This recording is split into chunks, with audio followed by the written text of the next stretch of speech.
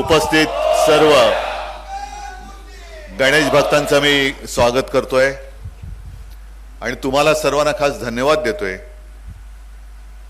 लोकमान्यांनी आता किती वर्ष झाली त्यावेळेला सुरू केलेली परंपरा तुम्ही नुसती कायम नाही ठेवली तर जल्लोषामध्ये कायम ठेवलेली आहात। किमान 100 वर्ष तर होऊन गेलीत, पण कुठेही उत्साहाला ओटी लागले असं दिसलेलं नाहीये। या सर्व काळामध्ये अनेक संकट आली, त्यातली काही नैसर्गिक होती, काही सरकारी पण आहेत। विशेषतः कोरोनाचा काळ जो होता तो फार भयानक होता। कोरोना जर का नसता तर काय झालं असतं? मी मुख्यमंत्री होतो, तुमचे प्रश्न मी त्याच वेळेला सोडून टाकले असते। तसं पाहिलं तर आपण गेले 5-6 वर्षानंतर भेटतोय। यापूर्वी सुद्धा दर गणपती उत्सवाच्या आधी इथेच भेटत आलो आणि साधारणतः मी माझ्या मनात काय होतं ते तुम्हाला सांगत गेलो आणि त्याप्रमाणे तुम्ही आपल्या गणपती उत्सवात तशी मांडणी करत गेलात। कारण नेहमी मला असं वाटतं की लोकमान्यांनी आपल्या सणांची चळवळ केली, त्या चळवळीतून स्वातंत्र्य ज्या मिळवण्यासाठी जी काही सगळ्यांची एकजूट हवी होती ती झाली। स्वातंत्र्यानंतर चळवळीचं नाही म्हटलं तरी उत्सवामध्ये रूपांतर झालं। गर्दी तर आजही होते, पण नुसत्या गर्दीला अर्थ नाही, त्या गर्दीमध्ये एक बांधीवपणा पाहिजे, एकजूट पाहिजे। आणि मग मी मुंबईकर असेल किंवा अगदी 2010 साली मला आठवतंय डेंगी आणि मलेरियाचं थैमान होतं। आपण इथेच त्या महापालिकेच्या अधिकाऱ्यांना बोलवलं होतं, त्यांचं प्रात्यक्षिक म्हणजे काय करायला हवं काय करायला नको या सूचना तुम्ही कशा द्यायला पाहिजेत याचं प्रात्यक्षिक दाखवलं। आणि मला आठवतंय ते दाखवताना मी इकडे पहिल्या रांगेत बसलो होतो, माझ्या बाजूला महापालिकेचे अधिकारी होते। मला म्हणाले, उद्धवजी इकडेच खाली लॉबीमध्ये डेंगीच्या आळ्या सापडल्यात। म्हटलं आता बोंबला, आता घरी जाईपर्यंत काय हुडहुडी भरते का ह्याची वाट बघतो, पण सुदैवाने तसं झालं नाही। एकूण काय की आपण सामाजिक बांधिलकी विसरलो नाही। नुसता जल्लोष पाहिजेच, नाहीतर मग जिवंतपणा बघायचा कसा? जल्लोष तर पाहिजेच, उत्साह तर पाहिजेच। उत्सव म्हटल्यानंतर उत्साह आलाच, पण त्या उत्सवामध्ये सुद्धा आपण आपली परंपरा आणि एक संस्कार हे जपत आलो। आता विनोद तुम्ही जे काय सांगितलं की मंडळाची पळवापळवी चालले, कोण पळवतोय मंडळ? कुठे घेऊन जाल पळून? शेवटी मुंबईतच राहणार ना। आणि तो आतमधला गणपती बाप्पा जोपर्यंत त्याचे आशीर्वाद आम्हाला आहे तोपर्यंत किती तुम्ही मंडळ पळवा, आम्हाला काय कोणाची परवा नाहीये। हे दुसरं करू काय शकतात पळवीखेरीज? पण मला नाही वाटत असं कुठे काय पळवापळवी। निदान गणपतीचे भक्त आणि गणपती मंडळ जे आपली परंपरा कायम ठेवतायत ते अशा या आमिषाला बळी पडत असतील असं माझं काही मत नाही। निदान त्यांनी पडू नये अशी माझी अपेक्षा आहे। आता 5-6 वर्षानंतर भेटल्यानंतर मला असं वाटलं किंवा वाटलं होतं म्हणा पाहिजे तुमची भाषणं ऐकल्यानंतर की सगळ्या आता तुमच्या अडचणी सुटल्यात, मग आता ही बैठक घ्यायची कशाला? बोलायचं तरी काय, कारण अडचणीच नाहीयेत।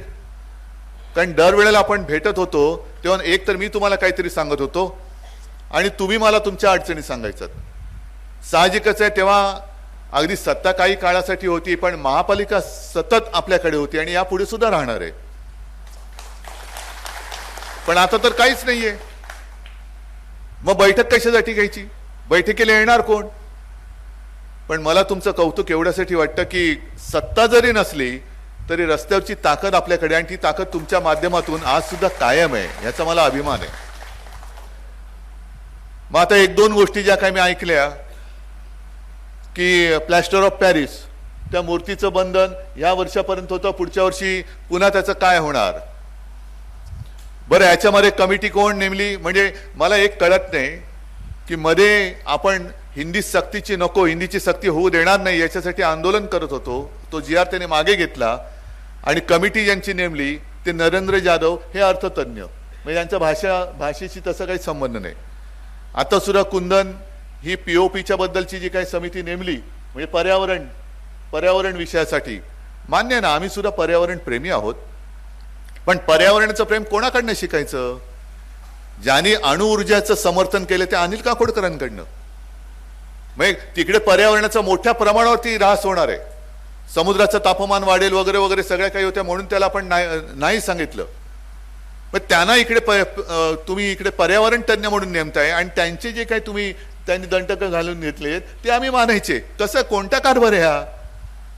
बरं, सूचना कोणाच्या तरी आहे, कोणाच्या ऐकायच्या? हे कायद्याची अंमलबजावणी करणारं कोण आहे? सरकार. ज्याने आरेचं जंगल कापलं ते. मग आरेचं जंगल आम्ही सांगतोय पर्यावरण प्रेमी तिकडे बसले होते, त्यांना तुरुंगात टाकलं, त्यांच्यावरती केसेस टाकल्या. आरेची जागा मेट्रोला देऊ नये त्याला पर्याय आपण देत होतो, तेव्हा आपल्याला ती जागा दिली नाही. आता बरोबर आपलं सरकार पाडल्यानंतर कांजूरची जागा त्यांनी घेतली आणि ती कोणाच्या घशात घातली तुम्हाला माहिती आहे. हे पर्यावरण प्रेमी, हे पर्यावरण प्रेमी का मित्रप्रेमी? मी याच्यात मी राजकारण नाही आणत, पण ज्या काही घटना घडल्या आहेत त्या जर का बघितल्या तर याच्यामध्ये राजकारण आहे की नाही हे तुम्ही ठरवायचं. मग एका प्लास्टर ऑफ पॅरिस ठीक आहे ना, पर्याय काय? शाडूची माती कोण देते? कुठून आणणार? किती उंचीची पाहिजे मूर्ती? आणि दरवर्षी म्हणजे तुम्ही प्रत्येक वेळेला माझ्या दारात आलाच पाहिजे आणि मग मी तुमच्यावरती उपकार केलेत असं समजून चला यावर्षी तुम्हाला मी देतो पण पुढच्या वर्षी बघू, मग पुढच्या वर्षी परत यायचं, मग यावर्षी झालं पुढच्या वर्षी बघू. ही हा लाचारपणा आम्हाला नाही. जर रद्द करायची असेल तर ती आत्ताच पूर्ण रद्द करा, झालीच पाहिजे. पर्यावरण प्रेम आम्हाला कोणी शिकवायची गरज नाही, आम्ही सुद्धा पर्यावरण प्रेमी आहोत. आणि म्हणूनच मुंबईसाठी जो काही पिण्याच्या पाण्याचा प्रश्न आहे मोठा गहन आहे. आपण त्याच्यावरती पर्याय काढला होता की ते गारगाई आणि पिंजाळ लाखो झाडं कापली जाणार तिकडे. हा पर्यावरणाचा प्रश्न नाहीये. मग तो जो काय पर्याय होता तो आपण नंतर घेऊ. आधी मी असं ठरवलं होतं की समुद्राचं पाणी हे पिण्यायोग्य करून आपल्या मुंबईकरांची तहान भागवायची. हा पर्याय चांगला होता की नव्हता?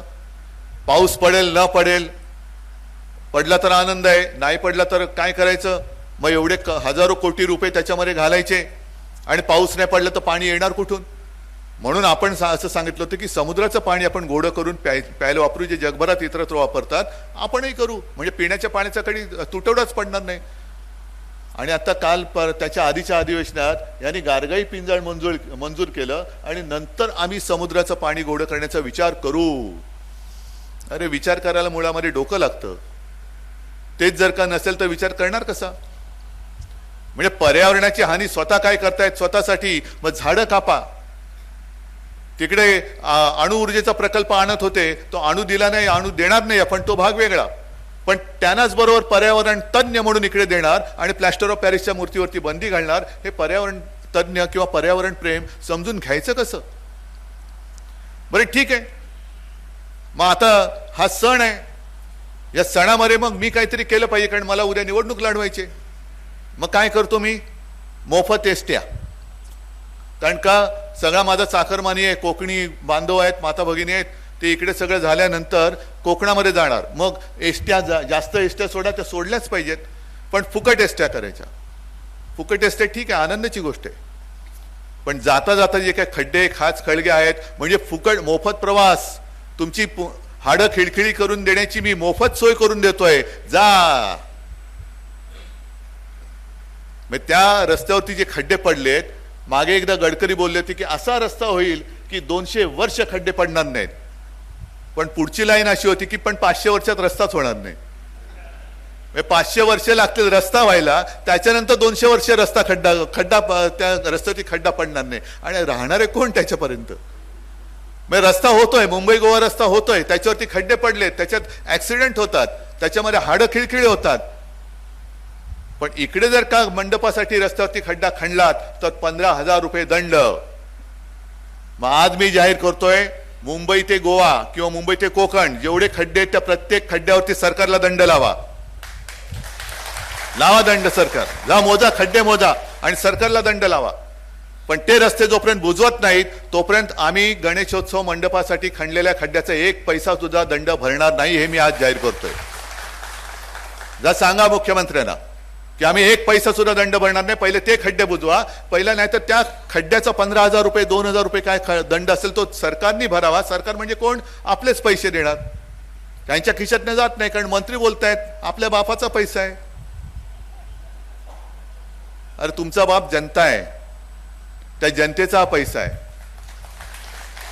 त्या जनतेचा पैसा आहे. तो असं तुम्ही वाटेल तसं लुटाल आणि पुन्हा उद्या उत्सवावरती आमच्याच उत्सवावरती बंधनं आणाल तर आम्ही सहन करणार नाही, आम्ही ती तोडून टाकू. हे मी आज जाहीर करतोय. काय करायचं ते करा.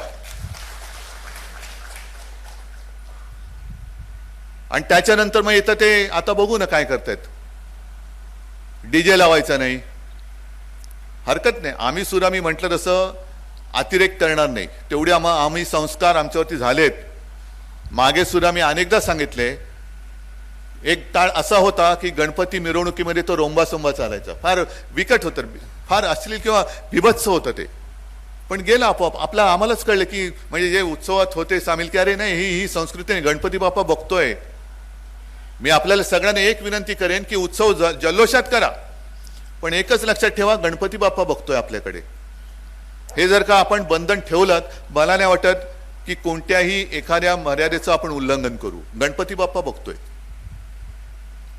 कारण मला आठवतंय की पूर्वी MIG कॉलनी होती आमच्या कलानगरच्या मागे, आणि त्या MIG मध्ये अनिल, तेव्हा तुम्ही पण असाल, त्या कॉलनीतले लोक, कुंदन तुमच्याकडे पण हिंदू कॉलनीत हे असतील, गणपती उत्सव म्हटल्यानंतर सिनेमे दाखवले जायचे.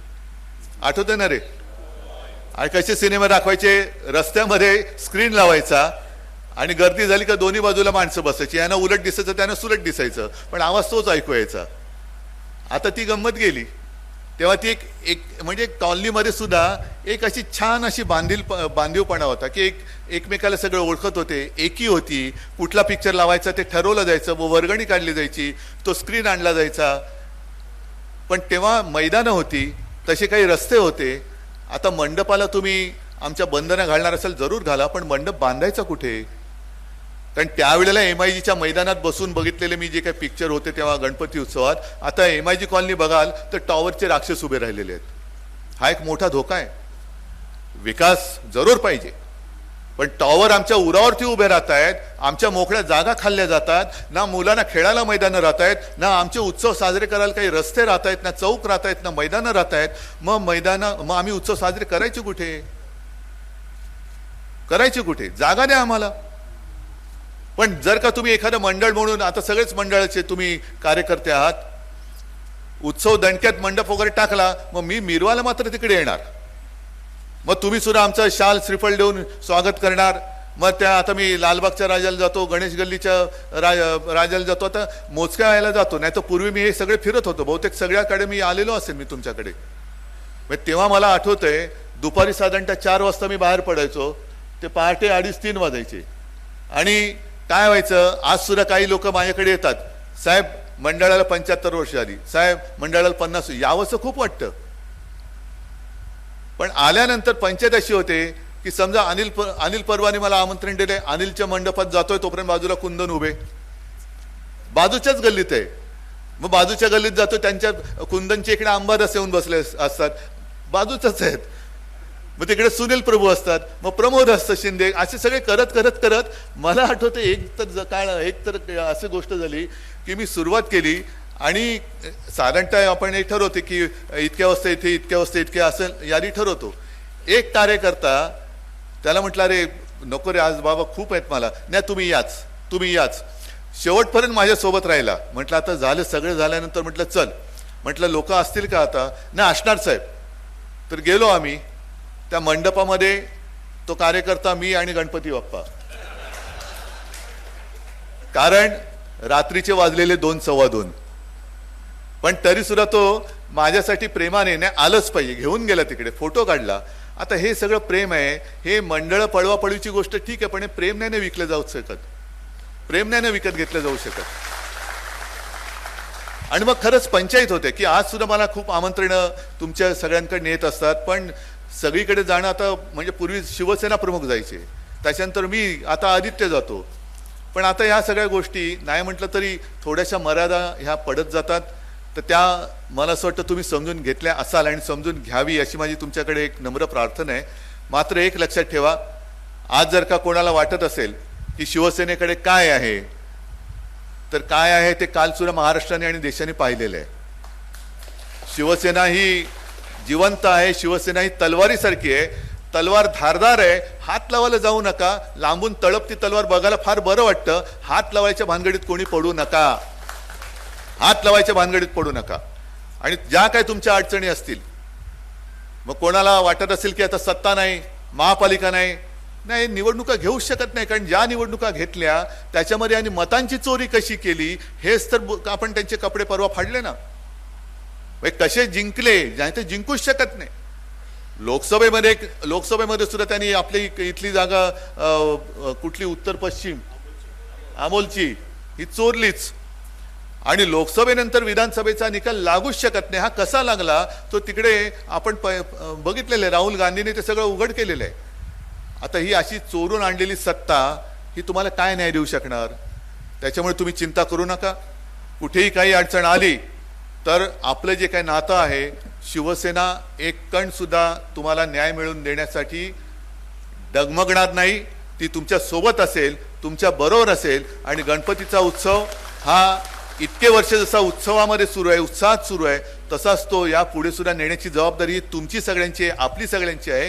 ही परंपरा, हे मरे येणारे जाणारे असतात, ते येतात आणि जातात, पण आपल्याला इतक्या वर्षाची परंपरा आहे, आपलं इतक्या वर्षाचं नातं आहे. हे नातं आणि ही परंपरा अशीच कायम ठेवूया. या सगळ्यांना मी शुभेच्छा देतो. सगळ्यांना धन्यवाद. जय हिंद, जय महाराष्ट्र. एबीपी माझा, उघडा डोळे बघा नीट.